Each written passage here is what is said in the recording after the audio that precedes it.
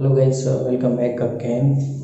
आज हम बात करेंगे कुछ एटॉमिक स्ट्रक्चर में हमारी कुछ बेसिक टर्म्स रहेगी थी, जैसे आइसोटोप्स क्या होता है, आइसोबार क्या होता है, न्यूट्रॉनिक क्या होता है, आइसो इलेक्ट्रॉनिक क्या होता है, आइसोस्टर्स क्या होता है, आइसोडाइवर्स क्या होता है। तो इन 5-6 टर्म की हम बात करेंगे। हालांकि मैं इसकी एक वीडियो पहले भी डाल चुका हूँ, लेकिन सबसे पहले आपको पता होना चाहिए कि एक परमाणु के अंदर क्या क्या चीज़ें होती हैं। तो मैं बता चुका हूँ पहले, लेकिन वापस से रिपीट कर देता हूँ। एक परमाणु है, उसके नाभिक के अंदर देखें हम, तो अगर इन द न्यूक्लियस देखें और एक हम आउटसाइड द न्यूक्लियस देखें तो आपको क्या क्या मिलेगा। आउटसाइड में आपको इलेक्ट्रॉन ही मिलेगा खाली, जो कि बाहर की कक्षाओं में चक्कर लगाता रहता है। जबकि अगर हम नाभिक के अंदर जाएँ तो उसमें आपको क्या मिलेगा, न्यूट्रॉन मिलेगा जो कि उदासीन होता है, और एक प्रोटॉन मिलेगा जो कि पॉजिटिव होता है। अगर आपसे नाभिक का चार्ज पूछा जाता है तो वो पॉजिटिव होता है। ओके,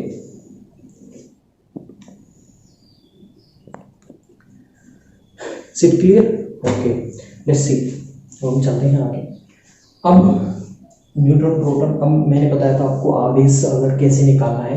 किसी भी उदासीन परमाणु है उसे हम कैसे संकेत दिखाते हैं, तो आप इस तरह से दिखाते हो किसी भी एक तत्व को या फिर किसी परमाणु को। एक हमारे पास है जैसे क्लोरीन है, उसका 17 अगर परमाणु क्रमांक है, परमाणु भार उसका 35 है। तो इसमें प्रोटॉन किसी भी उदासीन तत्व या परमाणु या फिर किसी भी तत्व या फिर उदासीन परमाणु में कैसे निकालते हैं आप, जो परमाणु क्रमांक होता है वो ही आपके प्रोटॉनों की संख्या होती है, वो ही आपकी प्रोटॉन संख्या होती है।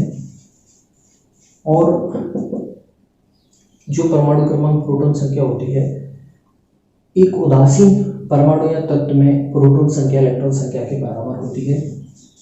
लेकिन यही चीज अगर आप आयन के लिए बात करें तो उदासीन के लिए होती है। अगर आप आयन की भी बात करें तो परमाणु क्रमांक यानी कि वो प्रोटॉन संख्या तो होगा, लेकिन यहाँ पे इलेक्ट्रॉन संख्या आपको बराबर नहीं होगी, इलेक्ट्रॉन संख्या अलग देखने को मिलेगी। इलेक्ट्रॉन नंबर कैसे काउंट करेंगे यहाँ पे, तो इलेक्ट्रॉन संख्या आप काउंट करेंगे पूरे परमाणु भार में से, परमाणु क्रमांक में से, यानी कि जेड में से आप जो आवेश है उस पर वो घटा देंगे। ओके, तो आपको क्या मिल जाएंगे, इलेक्ट्रॉन संख्या मिल जाएंगे। जैसे मान लीजिए सोडियम है, ओके, ये उदासीन है, 11 है और इसका परमाणु भार 23 है। अभी ये उदासीन, इस पर कोई भी चार्ज नहीं है, तो इस कंडीशन में प्रोटॉन कितने होंगे, 11 होंगे।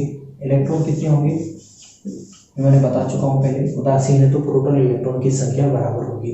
न्यूट्रॉन कितने होंगे, तो न्यूट्रॉन परमाणु भार में से परमाणु क्रमांक घटा दीजिए, आपको न्यूट्रॉन मिल जाएंगे।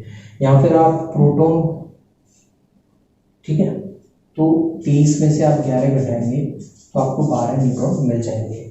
लेकिन यही चीज अगर आप देखें सोडियम प्लस के लिए, सोडियम प्लस में आप प्रोटॉन की संख्या बात करें तो प्रोटॉन कितने होंगे, वही 11 होंगे प्रोटॉन। लेकिन अब इसमें इलेक्ट्रॉन बराबर नहीं होंगे क्योंकि उदासीन नहीं है, इस पे आयन आ गया है एक प्लस। तो इसमें इलेक्ट्रॉन की संख्या काउंट करने के लिए आप क्या करेंगे, मैंने सूत्र बताया, परमाणु क्रमांक जेड 11 है, आयन कितना है इस पे, +1 है, तो 11 में से 1 घटा तो आपके कितना इलेक्ट्रॉन आ गए। ठीक है, यानी कि पहले आपके पास 11 इलेक्ट्रॉन थे, पॉजिटिव चार्ज तब आया है जब आपने 1 इलेक्ट्रॉन त्याग दिया है। ओके, इस तरह से आप इलेक्ट्रॉन प्रोटॉन की जो काउंटिंग है वो कर सकते हैं। अब हम आगे बढ़ते हैं। तो सबसे पहले हम देखते हैं समस्थानिक यानी कि आइसोटोप क्या होता है। आइसोटोप यानी कि समस्थानिक क्या होता है। देखिए, हम एक एग्जांपल लेते हैं समस्थानिक का, जैसे 6C12, 6C13, 6C14।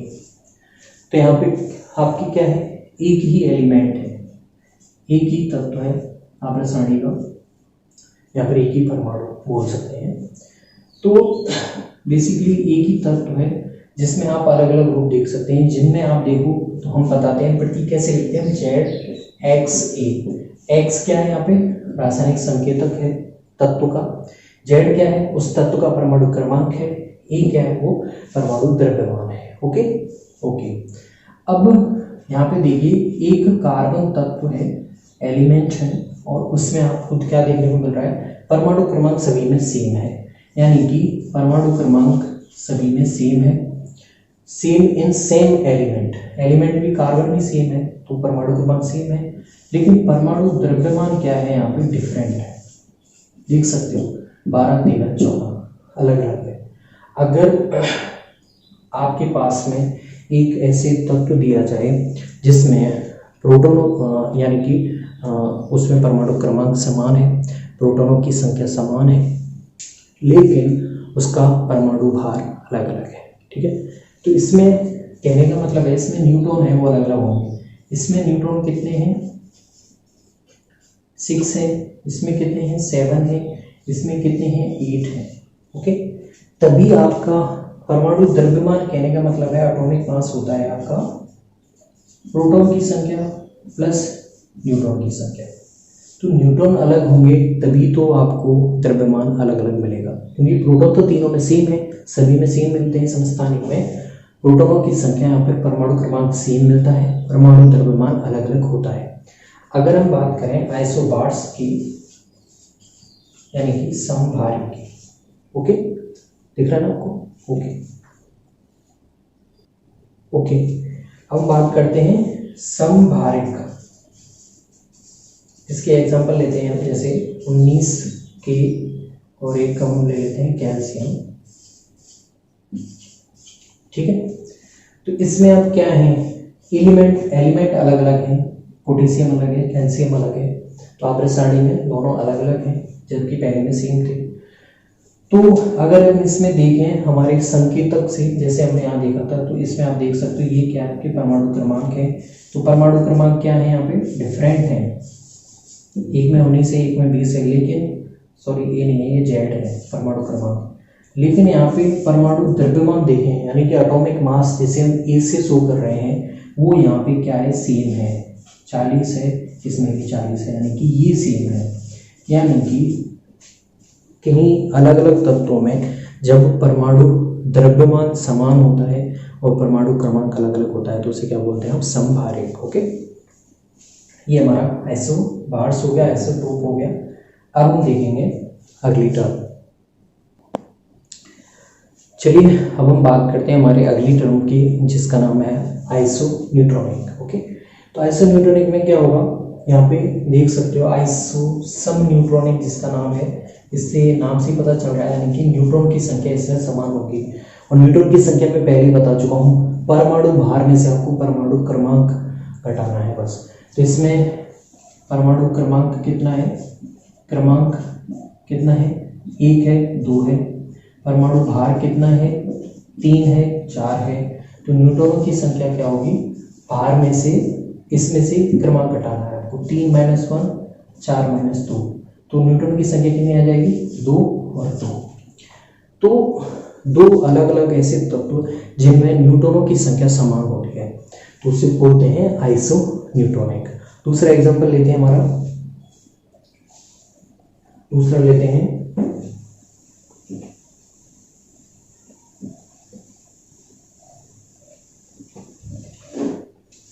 19 के 39, 20 के 40, ओके ये लेते हैं हमारा, ओके ये है हमारा अगला आइसोन्यूट्रॉनिक का। तो इसमें परमाणु क्रमांक देखिए, एटॉमिक मास देखते हैं सबसे पहले हम, परमाणु भार वो कितना है 39 और 40। अगर हम एटॉमिक नंबर देखें तो वो कितना है 19 और 20। अब हमें न्यूट्रॉनों की संख्या निकालनी है, न्यूट्रॉन संख्या निकालनी है, तो परमाणु भार में से परमाणु क्रमांक घटा दीजिए 20, परमाणु भार में से परमाणु क्रमांक 20। तो न्यूट्रॉनों की संख्या जिन तत्वों में, दो अलग अलग तत्वों में समान होती है उसे बोलते हैं सम न्यूट्रॉनिक, ओके।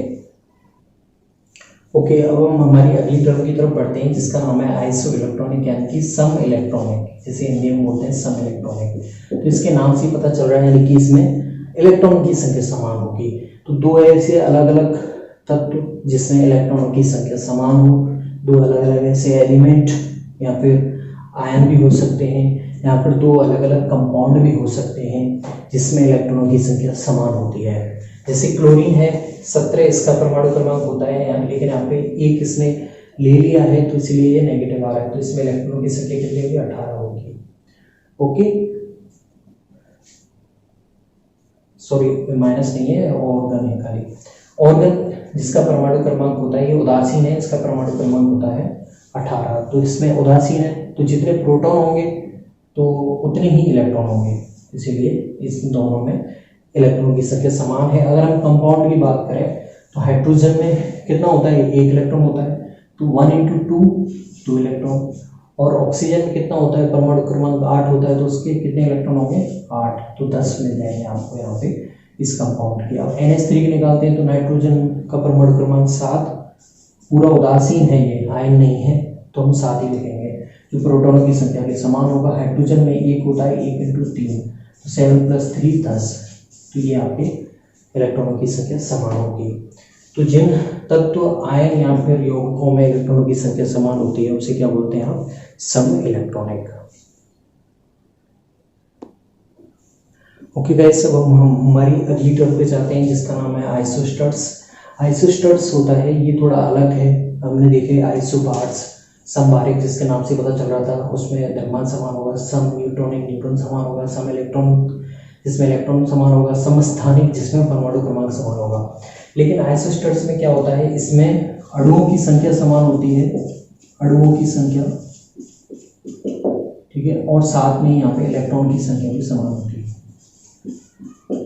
अणु नहीं, यहाँ पे परमाणु लिखिए, परमाणुओं की संख्या भी समान होती है और इलेक्ट्रॉनों की संख्या भी समान होती है। जैसे CO2 में देखें तो इसमें आपके पास कितने परमाणु हैं, एक कार्बन का है, 2 ऑक्सीजन के यानी कि 3, यहाँ पे कितने, 2 नाइट्रोजन का, 1 ऑक्सीजन का है 3, यानी कि 3 परमाणु हैं। परमाणु की संख्या समान होगी। अब इलेक्ट्रॉन की संख्या देखते हैं, क्योंकि आइसोस्टर्स के लिए परमाणु के साथ साथ इलेक्ट्रॉनों की संख्या भी समान होना जरूरी है। इलेक्ट्रॉन देखिए अभी उदासीन है, तो उदासीन यौगिक, उदासीन परमाणु या फिर तत्व के लिए मैं पहले बता चुका हूँ, जितना उसका परमाणु क्रमांक होता है उतना ही उसकी प्रोटॉन संख्या होती है, और उदासीन के लिए प्रोटॉन इलेक्ट्रॉन की संख्या सेम होती है। तो कार्बन 6, ऑक्सीजन का 8, यानी कि 22 आ गया आपकी इलेक्ट्रॉन संख्या।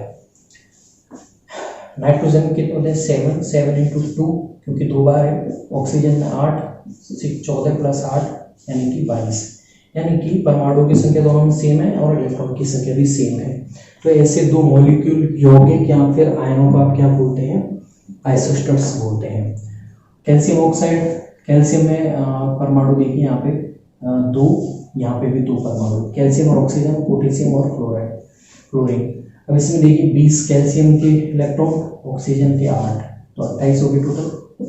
इसमें देखिए पोटेशियम के 19, फ्लोरीन के 9, ओके, यानी कि 28। यहाँ पे देख सकते हो, दोनों एग्जाम्पल से बताया मैंने, ऐसे मॉलिक्यूल, ऐसे यौगिक यहाँ पर ऐसे अणु जिसमें परमाणुओं की संख्या समान होती है, साथ में ही इलेक्ट्रॉनों की संख्या भी समान होती है। अब हम देखेंगे आइसोडायोफर्स। तो आइसोडायोफर्स क्या होते हैं, ऐसे 2 तत्व, ऐसे 2 अलग अलग एलिमेंट जिसमें न्यूट्रॉन और प्रोटॉन का डिफरेंस होता है वो सेम होता है, ठीक। अब जैसे इसमें अगर हम बात करें तो न्यूट्रॉन के, इसमें सबसे पहले हम प्रोटॉन की बात करते हैं, तो प्रोटॉन कितने हैं, 5, ठीक है, क्योंकि परमाणु क्रमांक 5 है। न्यूट्रॉन देंगे तो न्यूट्रॉन कितने हैं, 11 में से 5 घटाइए आपको 6 मिल जाएंगे, तो न्यूट्रॉन यहाँ पे 6। अब न्यूट्रॉन में से अगर आप प्रोटॉन घटा देंगे तो 6 में से 5 घटाने पर आपको मिलेगा 1, यानी कि डिफरेंस 1 आ रहा है। सेम हम इसी के लिए करते हैं, तो इसमें प्रोटॉन कितने हैं, 6, न्यूट्रॉन कितने हैं, 13 में से 6 घटा दीजिए आपको मिल जाएंगे 7, ओके। अब न्यूट्रॉन 7 मिल गए हमें, न्यूट्रॉन 7, प्रोटॉन 6।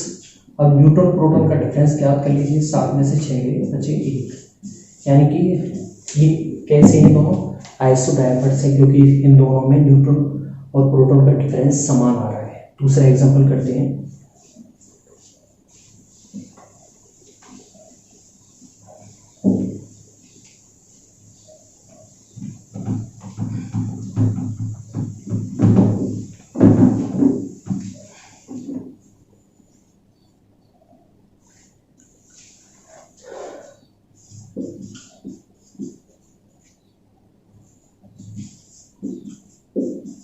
दूसरा एग्जाम्पल है हमारे पास ये नाइट्रोजन और फ्लोरीन। इसमें देखिए प्रोटॉन कितने हैं, दोनों में दिखा लाइन से देख लेते हैं। इसमें 7 हैं प्रोटॉन, क्योंकि परमाणु क्रमांक 7 है, इसमें 9 है, परमाणु क्रमांक 9 है। न्यूट्रॉन देखिए, परमाणु भार में से परमाणु क्रमांक घटाने पे आपको न्यूट्रॉन मिल जाएंगे। 15 में से 7 गए तो 8 बचे, और 19 में से 9 गए तो 10 बचे। ओके, अब इनका डिफरेंस ज्ञात कर लीजिए, यानी न्यूट्रॉन में से प्रोटॉन घटा दीजिए। 8 में से 7, 10 में से 9, तो यहाँ पे 1 आ गया, यहाँ पे भी 1 आ गया, यानी कि दोनों कैसे हैं, आइसोडायपर्स हैं, क्योंकि इनमें न्यूट्रॉन प्रोटॉन का जो डिफरेंस है वो सेम आ रहा है। तो गैस ये थी कुछ 5 या 6 टर्म्स जो एग्जाम में पूछते हैं, ऑलवेज नीट तक के एग्जाम में इनमें क्वेश्चन आते हैं। तो गैस आपको समझ में आया होगा, मैंने बहुत ही बेसिक से और शॉर्ट में समझाने की ट्राई की है। If you have any problem